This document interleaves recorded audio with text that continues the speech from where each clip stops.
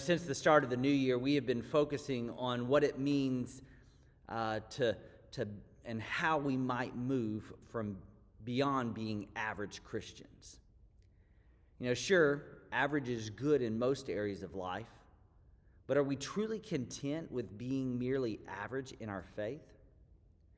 With the new year, it's an excellent time to recommit ourselves to more in the year ahead.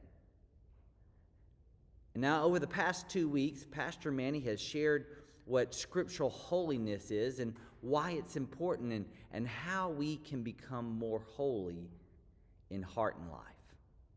And so with that introduction, I want to spend the next few weeks sharing words from a pastor and a theologian much wiser than I, Methodist founder John Wesley. Mr. Wesley wrote hundreds of sermons and delivered thousands over the course of his life.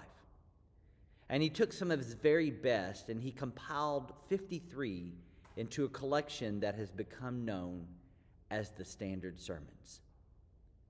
However, there was not anything standard or average about them. You see, they capture the core of Christian and Methodist doctrine and practice. And so if we seek to be more than average Christians, well, then we would be well served to take to heart his words and God's guidance. So I've endeavored to take the words and the concepts of some of these standard sermons, and while many of us probably wouldn't mind an hour-long sermon or more, we're going to condense it a little bit down and using 21st century English for a 21st century audience.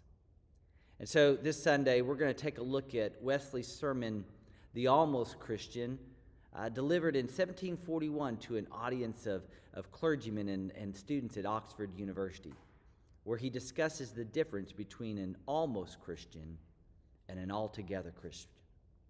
So I hope you'll join me this Sunday at 10 a.m. in worship as we continue our series, Not Your Average Christian.